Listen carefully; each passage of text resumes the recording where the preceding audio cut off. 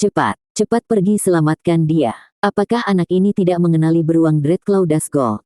Kenapa dia tidak menekan tombol ejeksi? Petik 2.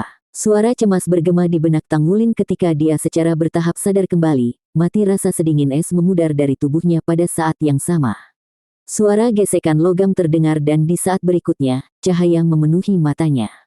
Saya kembali. Saya baik-baik saja. Itu adalah pikiran pertama Tanggulin, tetapi kemudian dia melihat sesuatu yang aneh tentang keadaannya. Mengapa saya merasa baik-baik saja? Tubuhnya telah hancur berkeping-keping jadi dia pasti mengalami efek residu yang kuat, namun, dia tidak merasakan apapun secara khusus. Apa kabar? Wajah Wu Zhangkong muncul di atas kotak logam. Anggota staf juga datang, mendorong tubuh Tanggulin dengan semacam es loli. Apakah kamu sadar? Apakah kamu merasa kedinginan? Petik 2. Ya, jawab Tanggulin. Dia sudah bangun dan memiliki perasaan. Aneh. Dia pulih secepat ini. Petik 2. Tanggulin meraih tepi kotak logam dan perlahan-lahan menarik dirinya. Ledakan kelemahan melanda otaknya, seolah-olah pikirannya telah lelah. Terlepas dari ini, segala sesuatu terasa normal baginya. Guru, saya baik-baik saja. Setelah memastikan bahwa tubuhnya tidak memiliki kelainan, Tanggulin keluar dari kotak logam. Wang Jinxi, Zhang Yangzi dan Gu Yue sedang menunggu di samping. Berdiri tepat di samping kotaknya, Gu Yue hanya menghela nafas lega ketika dia melihat Tanggulin duduk. Namun, kotak di sebelahnya dipenuhi orang. Xie, itu kotak Xie. Xie seharusnya baik-baik saja, kan? Tanggulin dengan cemas bertanya, bagaimana keadaan Xie sekarang? Wu Zhangkong berkata, dia berhasil menghindari kepalanya dihancurkan pada saat-saat terakhir, tetapi serangan balik spiritual untuk seluruh tubuhnya masih besar. Dia saat ini tidak sadarkan diri, tetapi dia harus bangun setelah istirahat sebentar. Oh, dia sadar. Petik 2. Desahan panjang lega keluar dari Tanggulin setelah mendengar bahwa Xie sudah bangun. Hal terpenting setelah keluar dari platform kenaikan roh adalah bangun.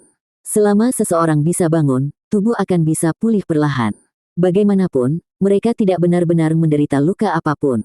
Tanggulin dengan cepat mencapai kotak Xie dan mengintip ke dalam. Kulit Xie pucat dan tubuhnya berkedut. Kedutan abnormal pada tubuh adalah efek residu tipikal dari kematian di platform kenaikan roh. Kedutan normal setelah mati di sana, tetapi tidak ada efek apapun di tubuh saya sama sekali. Mengapa saya tidak mengejang juga? Tanggulin bukan satu-satunya orang yang memikirkan pertanyaan ini. Di dalam hati Wu Zhangkong, dia menanyakan pertanyaan yang sama pada dirinya sendiri. Namun, jelas sekali bahwa Tanggulin tidak dapat menjawab pertanyaan ini. Selama semua orang baik-baik saja, maka itu bagus. Wu Zhangkong berkata dengan bosan. Wulin, terima kasih. Suara lemah Xie memanggil dari kotak logam. Hah, untuk apa kamu berterima kasih padaku? Tanggulin tersenyum pahit. Xie memaksakan senyum yang sulit. Terima kasih atas rompi Tousan Refined Cloud Titanium Anda. Jika saya tidak memakainya di bahu saya, membantu memblokir beberapa serangan dan memberi saya cukup waktu untuk bereaksi, maka kepala saya mungkin juga dicabik-cabik. Itu akan sangat mengganggu. Petik 2. Saat itulah Tanggulin memahami kata-kata Xie. Meskipun menurutnya Xie telah diiris, rompi itu masih sedikit melindunginya. Dengan refleks tajamnya sebagai master jiwa sistem agility, dia baru saja bisa menghindari kepalanya dihancurkan. Kalau dipikir-pikir, itu juga seperti saat Dusgold Dreadclaw Bear mencabik-cabikku dari pinggang ke bawah. Hanya saja saya sudah mengelak saat itu. Kalian curang. Suara dingin Wu Zhangkong tiba-tiba memotong saat dia berdiri di sana memegang rompi. Rompi itu tidak diragukan lagi adalah milik Xie, yang dilepas selama pemeriksaan medis pasca pelepasan. Tanggulin segera tersipu karena malu dan canggung. Guru Wu, itu seharusnya tidak dianggap curang, kan? Saya hanya melakukannya karena saya takut semua orang akan menderita seperti Wang Jinxi untuk pertama kalinya.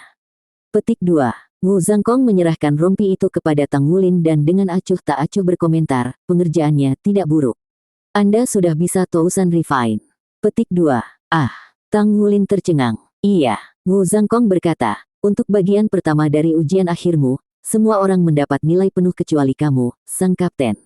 Anda mendapatkan pengurangan poin karena Anda menipu dan mendorong rekan satu tim Anda untuk curang.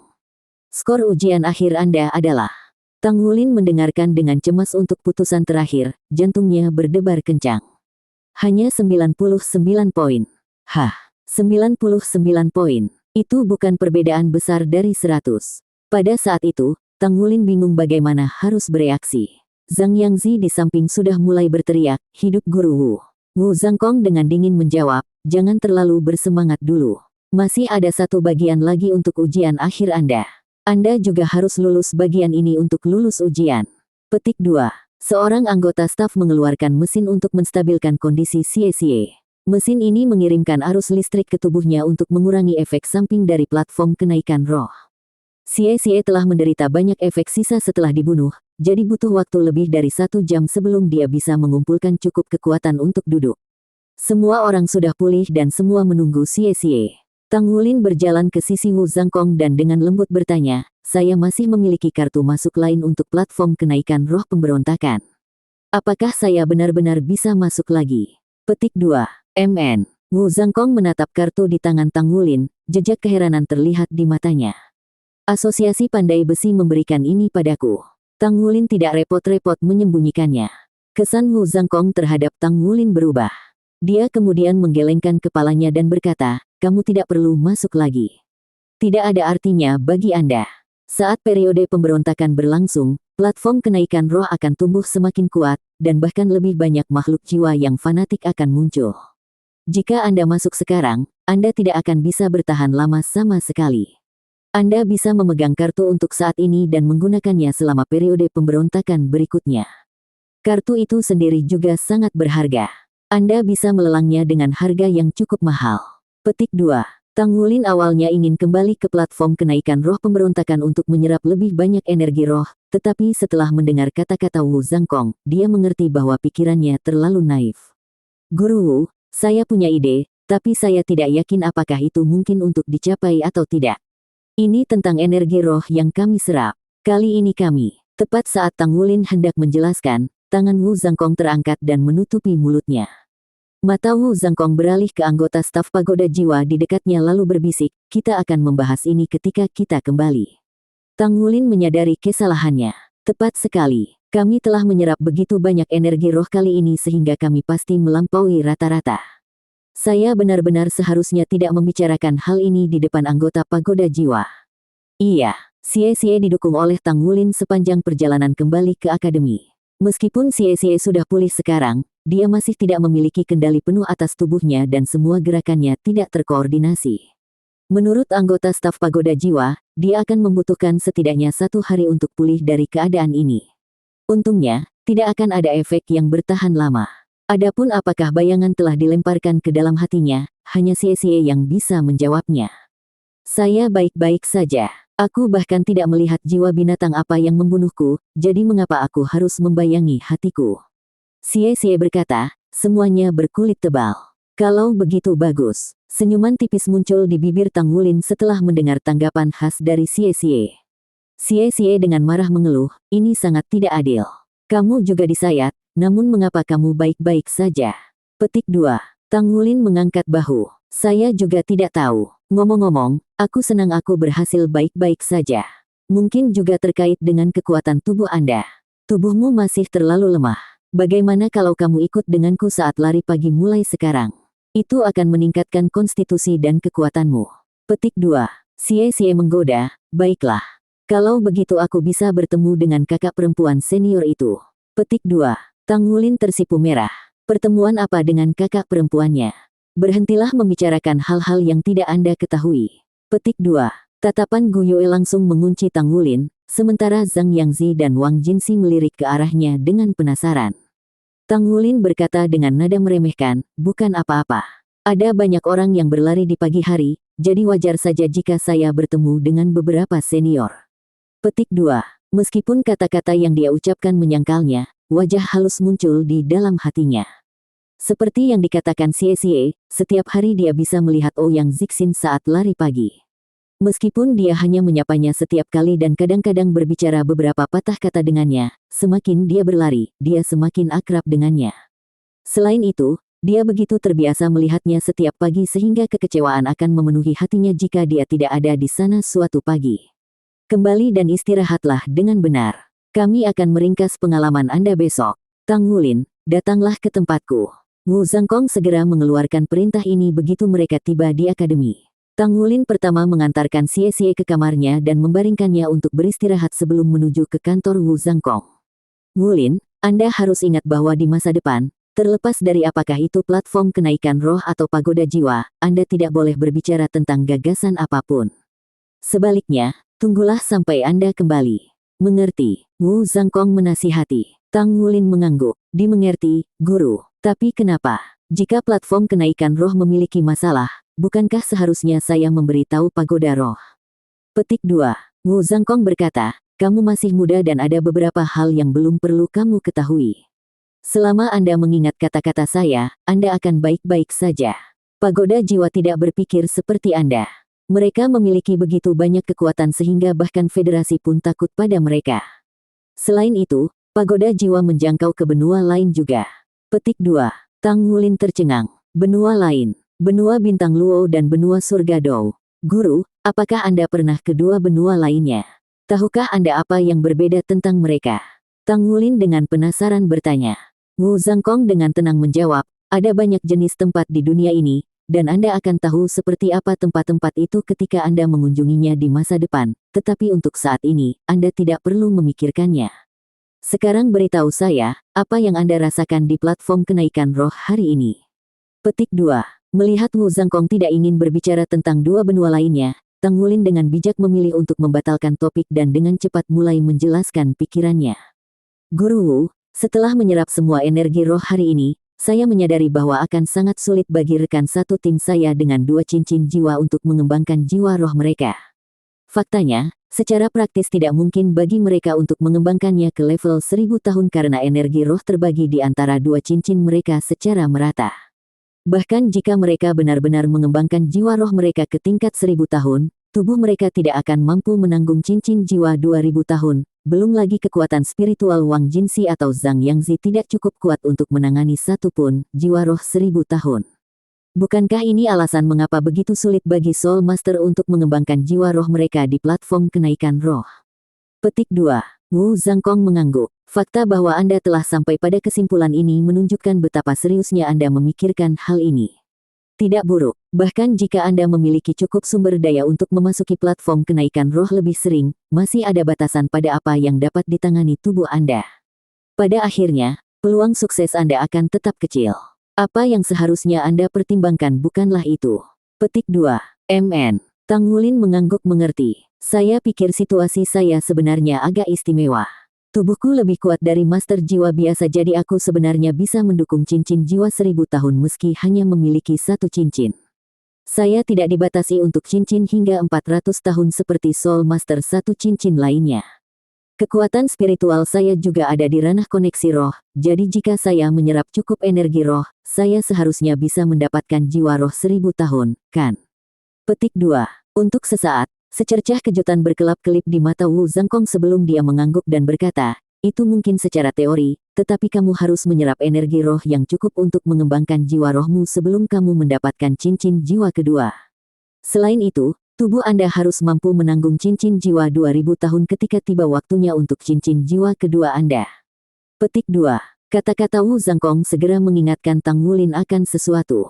Tepat sekali. Jika saya mengembangkan jiwa roh saya ke tingkat 1000 tahun, itu berarti cincin jiwa kedua saya juga akan berada di tingkat 1000 tahun. Tidak masalah bagiku untuk menangani cincin jiwa 1000 tahun sekarang, tetapi akankah aku bisa menangani cincin jiwa 2000 tahun pada saat aku menjadi Grandmaster jiwa? Wu Zhangkong melanjutkan, bagaimana kalau begini, kami akan melakukan beberapa tes pada tubuhmu nanti dan mencari tahu seberapa banyak yang bisa kamu tanggung. Kami sudah tahu kekuatan spiritual Anda dapat mendukung satu jiwa roh 1000 tahun, jadi yang tersisa untuk menentukan adalah apakah tubuh Anda dapat menanggung cincin jiwa 2000 tahun atau tidak. Anda akan benar-benar menjadi kasus yang unik jika Anda bisa. Petik 2. Terima kasih guru. Guru Wu bukanlah satu-satunya orang yang dapat saya tanyakan tentang seberapa besar kemampuan tubuh saya. Saya juga bisa bertanya, Tang Tua. Setelah Tang Wulin pergi, Wu Zhangkong duduk di sana sambil berpikir keras. Benar-benar ada sesuatu yang istimewa tentang Tang Wulin. Saya pikir dia benar-benar bisa melakukannya. Jika dia benar-benar mendapatkan jiwa roh 1000 tahun, maka meskipun jiwa bela dirinya lemah, itu akan cukup untuk menebusnya dan membuatnya kuat.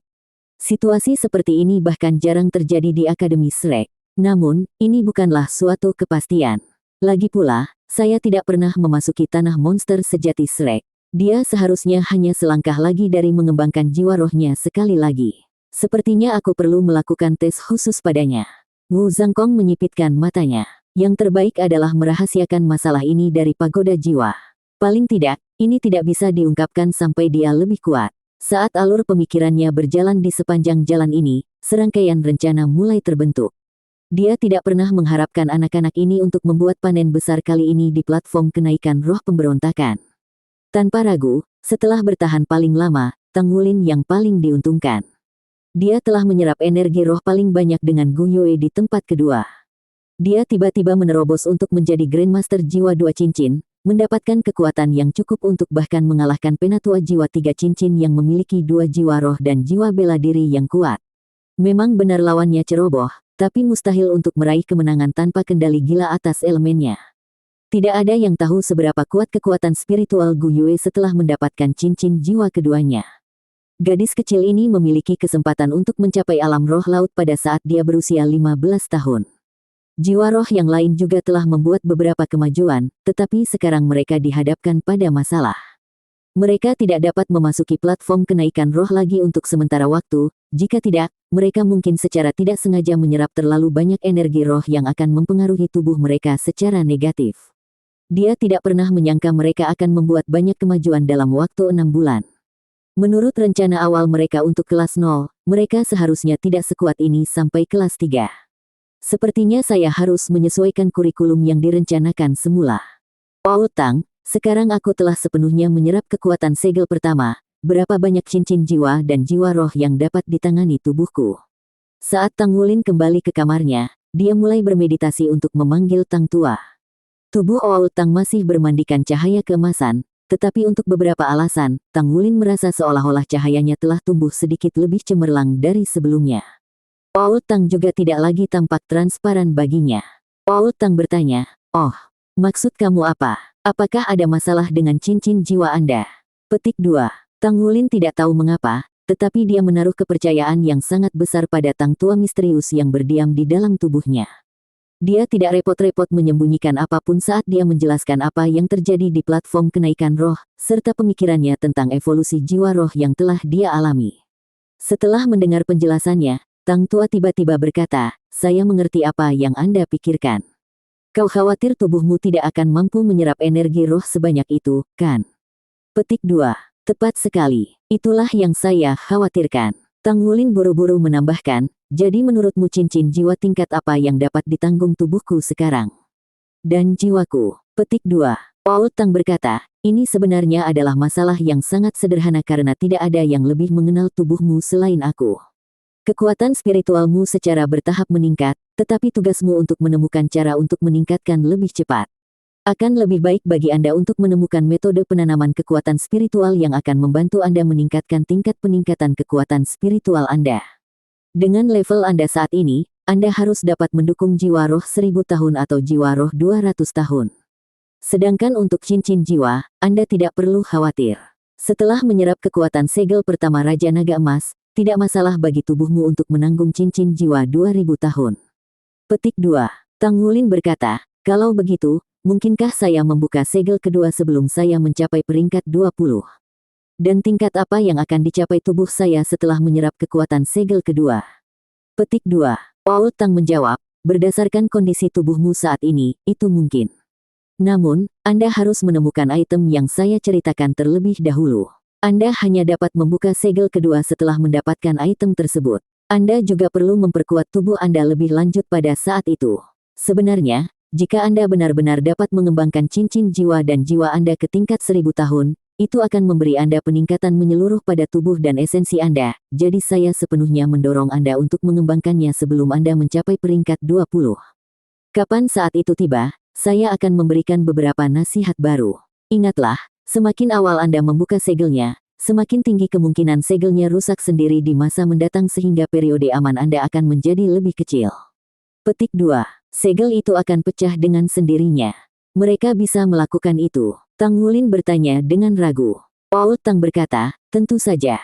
Jika Anda menjadi cukup tua atau secara tidak sengaja mengalami sesuatu yang memurnikan esensi Raja Naga Emas, maka ada kemungkinan segel bisa rusak dengan paksa.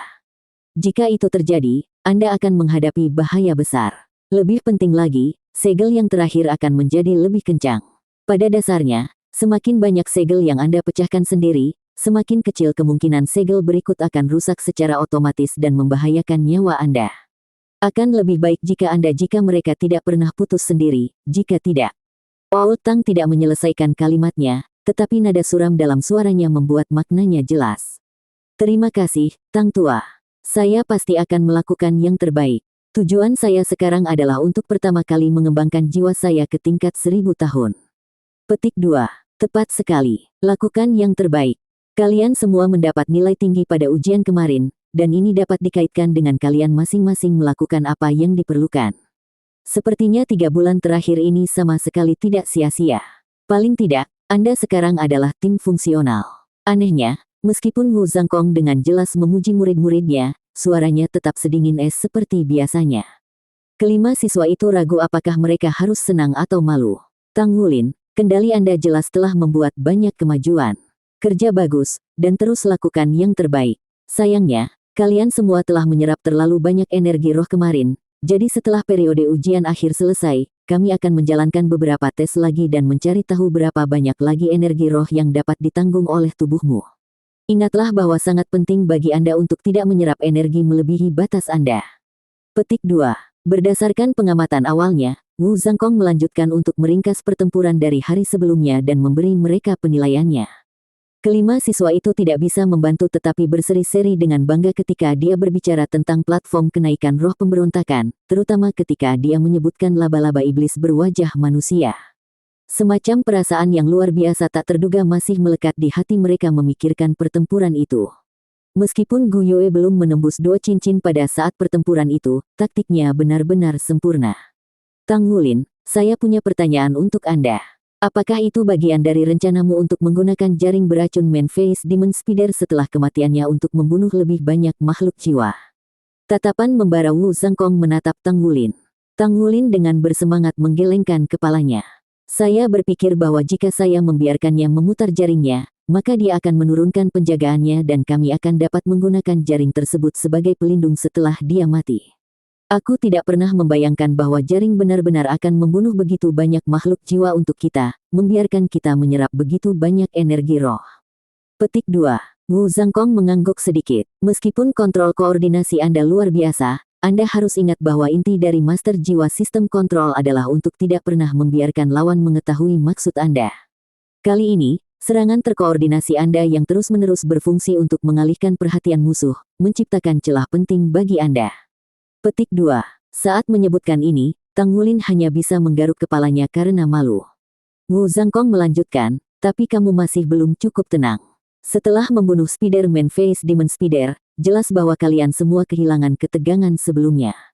Dibandingkan dengan keadaan pikiranmu sebelum pertempuran, perbedaannya terlalu besar. Apakah Anda merasa puas setelah mendapatkan sebanyak itu di platform kenaikan roh? Petik 2. Para siswa saling memandang dengan cemas. Bahkan Tang Wulin tidak berbeda karena dia memiliki pemikiran yang sama pada saat itu. Lagi pula, pada saat itu, mereka sudah mendapatkan jauh lebih banyak dari yang mereka rencanakan. Wu Zhangkong berkata, kalau begitu izinkan saya menanyakan satu pertanyaan. Bagaimana jika Anda berada di hutan sungguhan saat itu, menghadapi segerombolan makhluk jiwa yang memberontak? Apakah kamu masih akan berdiri di hadapanku sekarang? Petik 2. Tidak ada yang berani mengucapkan sepatah kata pun. Wu Zhangkong melanjutkan ceramahnya, ingat ini, tidak peduli seberapa menarik atau bermanfaatnya sesuatu, itu tidak bisa dibandingkan dengan nilai hidup Anda. Xie dengan patuh berkata, Guru Wu, saya punya pertanyaan. Jika kami menemukan sesuatu seperti Das Gold Dreadclaw Bear di masa depan, apa yang harus kami lakukan? Petik 2. Wu Zhangkong menjawab tanpa ragu sedikit pun. Lari. Jika kamu tidak lari, maka kamu mati. Petik 2. Xie menatap Wu Zhangkong dengan kaget. Wu Zhangkong berkata, beruang Dreadclaw Das Gold adalah jenis khusus dari makhluk jiwa. Sejak lahir, ia adalah seorang raja. Kekuatannya tidak bisa diukur dalam beberapa tahun, tidak seperti makhluk jiwa normal. Tapi tidak ada gunanya melanjutkan pembicaraan ini. Ini akan menjadi keajaiban bagi Anda untuk bertemu dengan beruang Dreadclaw Dust Gold di masa depan, karena mereka telah diburu hingga hampir punah sejak lama. Petik 2. Apakah karena mereka berbahaya? Zhang Yangzi bertanya. Wu Zhangkong menggelengkan kepalanya. Tidak, itu karena ada kemungkinan tinggi untuk mengumpulkan tulang jiwa dari mereka. Dari perspektif makhluk jiwa, umat manusia adalah eksistensi paling rakus di dunia. Soul Beast berada di ambang kepunahan bukan karena mereka berbahaya bagi kita, tapi karena memburu mereka memberi kita terlalu banyak manfaat. Petik 2. Tang Wulin tercengang mendengar kata-kata ini. Untuk pertama kalinya, dia dihadapkan pada hubungan sejati antara manusia dan makhluk jiwa. Ketika dia memikirkan kembali semua makhluk jiwa yang telah dia bunuh di platform kenaikan roh, perasaan kemenangannya tidak bisa membantu tetapi berubah sedikit asam. Makhluk jiwa itu hanyalah makhluk ilusi, tapi tetap saja. Kakak, jangan terlalu marah, Su Xiaoyan dengan takut-takut memohon pada kakaknya. Ekspresi terdistorsi Su Xiaoyu tampak siap meledak. Dia tidak bisa merasakan apapun selain kemarahan saat ini. Klan mereka telah membayar harga yang sangat mahal untuk mendapatkan kartu masuk ke platform kenaikan roh pemberontakan untuk mereka berdua, namun, karena saat kecerobohannya, mereka berdua telah dieliminasi. Sensasi dimusnahkan oleh serangan elemen itu tetap hidup di pikirannya. Ia membutuhkan 1 hari penuh istirahat untuk pulih. Satu-satunya orang di wilayah platform kenaikan roh pemberontakan yang kita masuki kemarin seharusnya adalah Soul Master dari Issea City. Dari usia mereka saat ini seharusnya menghadiri akademi menengah. Apakah mereka benar-benar siswa Issea Academy? Su Xiaoyu menceritakan pikirannya dengan ekspresi pucat. Su Xiaoyan tetap tertegun sejenak. Betulkah? Jika itu benar, maka mereka pasti adalah seniorku. Petik 2. Meskipun Su Xiaoyu adalah satu-satunya putra di klan mereka, sifat keras kepala dan kesombongannya membuat para tetua tidak senang. Di sisi lain, Su Xiaoyan yang lembut dan penakut adalah harta mutlak di mata mereka. Terlepas dari kenyataan bahwa Su Xiaoyan dianugerahi dengan kekuatan jiwa bawaan, dia tidak suka berkultivasi. Untungnya, dengan kakak laki-laki yang luar biasa seperti Su Xiaoyu melindunginya, tidak ada yang berani memaksanya. Ketika dia pertama kali membangunkan jiwa bela dirinya 3 tahun lalu, klan telah menjalankan tes padanya menggunakan peralatan mereka, hanya untuk menemukan bahwa dia tidak hanya memiliki kekuatan jiwa di peringkat 17, dia juga memiliki jiwa bela diri yang telah mengalami fenomena cahaya bintang, jarang terlihat sepanjang sejarah klan mereka. Setelah ini, mereka menyadari bahwa dia adalah seorang jenius yang lebih hebat dari Su Xiaoyu yang luar biasa. Keluarga Su adalah klan terbesar di kota Issea, dan ayah Su Xiaoyu dan Su Xiaoyan adalah menteri urusan keuangan kota Issea, yang merupakan posisi dengan banyak prestise dan pengaruh. Ketika dia mengetahui bahwa putrinya memiliki jiwa bela diri legendaris dari klan mereka, dia sangat gembira. Dia menggunakan kekuatan dan pengaruhnya untuk mendapatkan kartu masuk lain sehingga putra dan putrinya dapat memasuki platform kenaikan roh pemberontakan bersama. Sebelum mereka masuk, dia berulang kali memperingatkan Su Xiaoyu untuk merawat adik perempuannya dan membantunya mendapatkan energi roh sebanyak mungkin. Karena rasa takut Su Xiaoyan dan kurangnya pelatihan master jiwa, dia telah meringkuk ketakutan di belakang saudara laki-lakinya sejak mereka memasuki platform kenaikan roh. Dia tidak memiliki keberanian untuk membunuh satu jiwa binatang pun. Su Xiaoyu mampu menyerap sejumlah besar kekuatan roh, tetapi adik perempuannya, dengan keengganannya untuk membunuh, hampir tidak menyerap apapun. Saat dia berusaha sekuat tenaga untuk meyakinkannya untuk setidaknya menyerang monster jiwa berikutnya yang mereka temui, mereka secara tidak sengaja menemukan tim 5 Tang Wulin. Setelah itu, mereka bertemu dengan tragedi. Sekembalinya ke rumah, tidak hanya dia harus menderita efek samping pada tubuhnya, dia juga harus menanggung ceramah dari ayahnya. Akan sangat aneh jika dia masih dalam suasana hati yang baik setelah semua itu. Jangan biarkan aku mencari tahu siapa mereka, jika tidak, aku tidak akan bisa menahan diri. Su Xiaoyu berkata dengan muram. Terlepas dari kata-katanya, ekspresi apatis dan penampilan tenang Gu Yue muncul dalam pikirannya. Meskipun dia tidak secantik adik perempuannya, dia memiliki temperamen yang luar biasa. Bagaimana dia bisa mengendalikan banyak elemen itu? Bahkan sekarang, hati Su Xiaoyu kacau balau dengan keraguan dan kebingungannya. Guru Wu, bagian terakhir dari ujian kita akan segera dimulai. Akankah kelas tempur hari ini ditunda? Zhang Yangzi dengan datar bertanya pada Wu Zhangkong saat dia memasuki ruangan. Ini sudah diharapkan tentu saja. Dengan hari libur mereka, itu normal bagi siswa untuk mulai merasa sedikit malas. Wu Zhangkong dengan bosan berkata, karena jumlah kekuatan roh yang kalian serap kali ini di platform kenaikan roh, Akademi telah mengatur agar Anda menguji level tahun cincin jiwa dan tubuh Anda lagi. Jangan berpikir bahwa Anda dapat menyia-nyiakan waktu Anda hanya karena Anda masih muda. Jika Anda tidak berusaha pada usia ini, tidak ada gunanya mulai berusaha saat Anda menjadi tua. Tidakkah kalian semua memiliki pemahaman yang baik satu sama lain? Kelas tempur akan tetap berjalan sesuai rencana. Saya telah memikirkannya untuk sementara waktu, dan mempertimbangkan situasi Anda saat ini, tidak akan cocok bagi Anda semua untuk memasuki platform kenaikan roh lagi untuk sementara waktu. Kelas tempur Anda sebenarnya perlu sedikit dimodifikasi. Ikuti aku. Wu Zhangkong segera berbalik dan berjalan keluar. Merasa kecewa, Zhang Yangzi bergumam, Guru Wu sangat tidak masuk akal. Mulut Xie bergerak-gerak saat dia berkata, cukup puas dengan keadaan. Saya bahkan tidak bisa menghitung jumlah siswa departemen tingkat lanjut yang ingin Guru Wu mengajar mereka. Petik 2. Kejar, potong Tang Wulin. Kelima siswa itu mengikuti Wu Zhangkong ke fasilitas pelatihan akademi. Fasilitas ini secara khusus disiapkan bagi siswa untuk terlibat dalam pertempuran nyata. Itu dilengkapi dengan penghalang jiwa untuk meminimalkan kerusakan yang disebabkan oleh keterampilan jiwa yang tersesat. Apakah kita diturunkan pangkatnya? Zhang Yangzi diam-diam berbisik kepada Wang Jinxi. Fasilitas pelatihan ini sering digunakan oleh siswa biasa. Setelah bergabung dengan kelas 0 selama beberapa bulan, mereka tidak sering datang ke sini, jadi wajar saja jika Zhang Yangzi bingung. Pelatihan tempur mereka sebagian besar telah dilakukan di platform kenaikan roh melawan berbagai makhluk jiwa karena, bagaimanapun, mereka tidak akan cukup ditantang jika tidak. Wang Jinxi menatapnya dengan tatapan kesal. Kamu benar-benar berbicara banyak omong kosong. Wu Zhangkong menemukan guru yang bertanggung jawab atas gedung tersebut dan menyediakan lapangan pelatihan untuk mereka. Ukuran lapangan pelatihan bervariasi, mulai dari diameter 30 hingga 50 meter.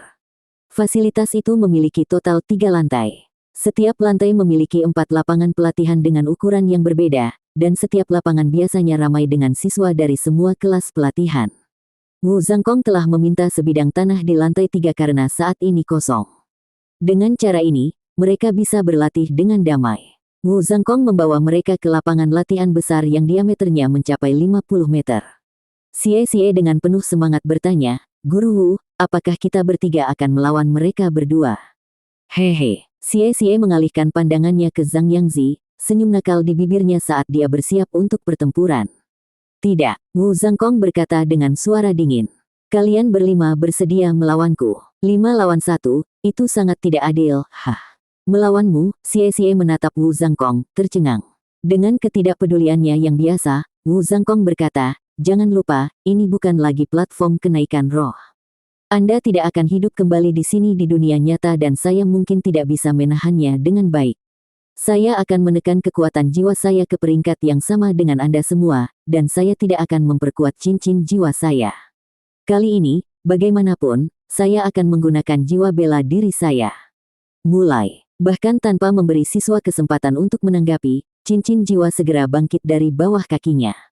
2 cincin jiwa kuning, 2 ungu dan 2 jiwa hitam muncul. Aura yang tak terhentikan menyelimuti para siswa selama sepersekian detik sebelum kekuatan jiwanya dengan cepat menurun menjadi sekitar peringkat 20. Pedang biru es muncul di tangan kanannya. Seolah-olah dinginnya yang biasa telah mengembun menjadi pedang glasial itu, ekspresi lembut yang jarang terlihat menghiasi wajahnya. Jubah putih dan pedang biru, es langit dan salju dingin. Kata-kata ini tidak bisa membantu tetapi muncul di kepala Tang Wulin. Ingatan ketika Wu Zhangkong mengungkapkan jiwa bela dirinya dalam pertempuran melawan Guang Biao masih sangat jelas di benaknya. Dia bahkan belum bisa melihat serangan macam apa yang digunakan Wu Zhangkong saat itu dan pertempuran telah berakhir dalam beberapa saat singkat. Namun hari ini, mereka seharusnya menghadapi pedang Skyfrost miliknya. Ke dalam formasi, perintah gemuruh Tang Wulin mengejutkan rekan-rekannya yang lain karena pingsan. Gu Yue adalah yang pertama menanggapi, muncul di belakang Tang Wulin dalam sekejap. Wang Jinxi, Zhang Yangzi dan Xie pindah ke posisi mereka, membentuk umpan silang dengan Gu Yue di tengah dan bersiap menghadapi Wu Zhangkong. Tang Wulin berteriak, semuanya, hati-hati. Aku akan menahannya, Gu Yue, kamu yang mengontrol pertempuran. Sisanya, fokuslah menyerang. Pergilah. Blue Silver Grace berkumpul di tangan kanannya saat dia berbicara. Tang Wulin telah belajar dari pengalamannya di platform kenaikan roh dan jauh lebih terampil dalam mengendalikan tanaman merambat sekarang. Untai demi untai Blue Silver Grace dikeluarkan, mendekati posisi Wu Zhangkong. Di belakangnya, dua cincin jiwa berkilauan saat Gu Yue mengangkat tangannya untuk menembakkan serangkaian bola api yang menyala-nyala ke Wu Zhangkong. Dengan beberapa terbang lurus ke arahnya dan yang lainnya melengkung ke arahnya, Wu Zhangkong menghadapi serangan yang berapi-api. Meski es memang bisa memadamkan api, api juga bisa mencairkan es. Setelah mempertimbangkan fakta bahwa Wu Zhangkong telah menurunkan peringkat kekuatan jiwanya ke level mereka, Gu Yue dengan tegas memilih untuk terlebih dahulu menekan atributnya.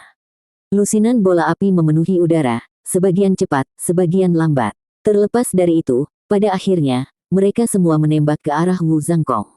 Bola api mengepungnya dari semua sisi, tampaknya mustahil baginya untuk menangani semuanya sekaligus. Rumput Blue Silver Tang Wulin meledak pada saat yang sama. Banyak untaian menelan Wu Zhangkong, mengikat tubuhnya. Xie Xie, Zhang Yangzi dan Wang Jinsi berlari ke depan dari arah yang berbeda, tetapi ketiganya bertemu menuju Wu Zhangkong. Dengan untaian rumput Blue Silver terikat di pinggang mereka, Tang Wulin memegang kendali penuh atas mereka. Yang pertama tiba adalah bola api. Meskipun demikian, tatapan Wu Zhangkong tidak pernah meninggalkan pedang langitnya. Dia mengambil langkah lambat dan menghitung ke samping saat bola api tampak melambat. Dalam sekejap mata, aura dingin pedang Skyfrost memenuhi tempat latihan.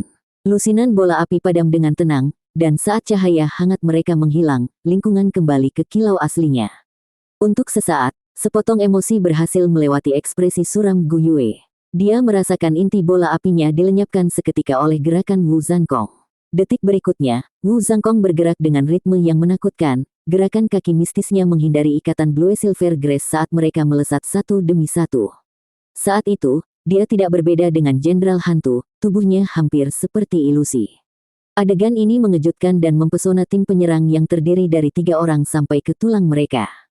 Tidak baik. Tang Wulin dengan ganas menarik beberapa helai rumput Blue Silver saat dia berteriak, mundur. Sebaiknya tidak membidik terlalu tinggi terhadap lawan seperti Guru Wu. Kita perlu menghindari kesalahan dan memprioritaskan keselamatan kita terlebih dahulu. Reaksinya cukup cepat, tetapi tindakannya masih kurang kuat.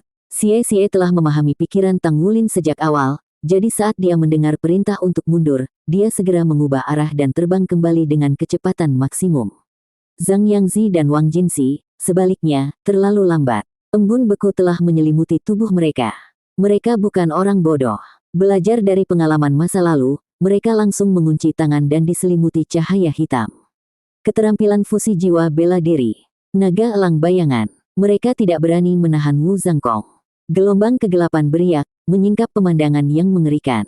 Aura Wang Jinsi jelas tumbuh lebih kuat, namun, ada sedikit ketidaksesuaian antara dia dan Zhang Yangzi. Keduanya mengerang sebelum tubuh mereka dengan cepat terpisah. Dua lampu dingin mendarat di tubuh mereka, menyebabkan mereka kaku di tempat saat Wu Zhangkong muncul di hadapan mereka. Apa yang sedang terjadi? Dia tidak terus menyerang dan mulai memeriksa keduanya. Skill fusi jiwa mereka gagal. Meskipun mereka hanya berhasil sebagian dalam menggunakan skill fusi jiwa mereka selama turnamen promosi kelas, itu masih dianggap sukses. Tapi sekarang, skill fusi jiwa mereka benar-benar gagal. Zhang Yangzi dan Wang Jinsi memucat. Mereka berdua tahu bahwa jiwa bela diri mereka tidak terlalu kuat, dan hanya karena keterampilan fusi jiwa mereka, mereka dapat memasuki jajaran jenius dengan kemungkinan tipis untuk menjadi pembangkit tenaga listrik terkenal di benua di masa depan. Namun, keterampilan fusi jiwa mereka baru saja gagal. Mereka tercengang. Coba lagi. Wu Zhangkong mundur dan mengacungkan pedang Skyfrost-nya sekali lagi. Rasa dingin segera kembali. Zhang Yangzi dan Wang Jinsi bertukar pandangan penuh pengertian saat mereka menyerang satu sama lain sekali lagi. Kekuatan jiwa mereka didorong ke batas mereka. Sepasang sayap terbentang dari punggung Zhang Yangzi saat dia menyapu Wang Jinsi ke dalam pelukannya.